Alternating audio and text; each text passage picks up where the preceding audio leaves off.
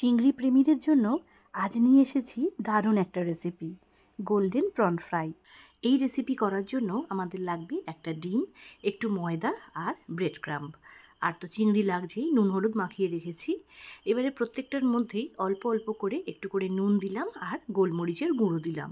এবারে নুন আর গোলমরিচটা ভালো করে এর মধ্যে মিশিয়ে নিতে হবে। তো চামচ দিয়ে প্রথমে শুকনো উপকরণগুলো মিশিয়ে নিলাম, তারপরে ডিমটাকে ফেটিয়ে নিলাম ভালো করে। এবারে একটা একটা করে চিংড়ি প্রথমে ময়দায় কোটিং করে নেব, তারপরে ডিমের গোলার মধ্যে একবার ডুবিয়ে নেব, তারপরে ব্রেড ক্রাম্বের মধ্যে আরও একবার কোটিং করব। তো এইভাবেই কিন্তু সমস্ত চিংড়িগুলো আমাদেরকে কোট করে নিতে হবে।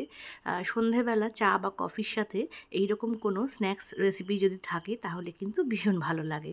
খুব কম সময়েও বানানো হয়ে যায় আর বেশি কিন্তু ঝঞ্ঝাটও নেই, সেটা নিশ্চয়ই আপনারা দেখে বুঝতে পারছেন। তো সমস্ত চিংড়িগুলো এইরকমভাবে কোটিং করে নিচ্ছি, নিয়ে আধ ঘন্টা এটাকে ফ্রিজে রেখে দেবো সেট হওয়ার জন্য। তো আধ ঘন্টা পরে ফিরে আসছি।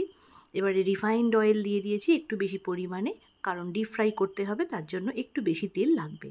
তো এবারে একটা একটা করে চিংড়ি যেগুলো কোট করে রেখেছিলাম সেগুলো তেলের মধ্যে দিয়ে দিলাম।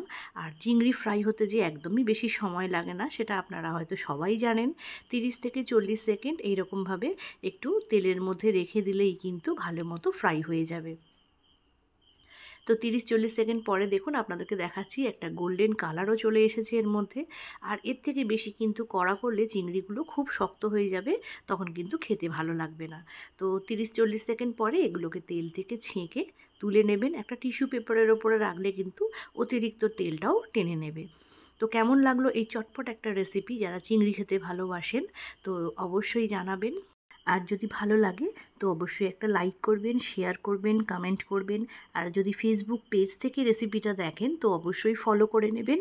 আর যদি ইউটিউব থেকে দেখেন তো সাবস্ক্রাইব করতে ভুলবেন না। তো আজকের এই চটপট রেসিপিটা এখানেই শেষ হয়ে গেল। তেল থেকে ছেঁকে তুলেই নিচ্ছি, আপনারা দেখতে পাচ্ছেন। তো বাদবাকি যেগুলো রয়েছে সেগুলোকেও এরকম অল্প অল্প করে অবশ্যই ভেজে নিতে হবে, কারণ একসঙ্গে বেশি পরিমাণে দিলে কিন্তু একটার সাথে একটা গায়ে লেগে যেতে পারে। তো সেই জন্য একটু গ্যাপ রেখে যতটা পরিমাণ তেল দিয়েছেন সেই অনুযায়ী একটু ফাঁকা ফাঁকা করে চিংড়িগুলোকে তেলের মধ্যে দিয়ে দিন। আর 30-40 সেকেন্ড পরে তেল থেকে ছেঁকে তুলে নিন। তাহলে দেখুন কত সহজে একটা সুন্দর রেসিপি হয়ে গেল।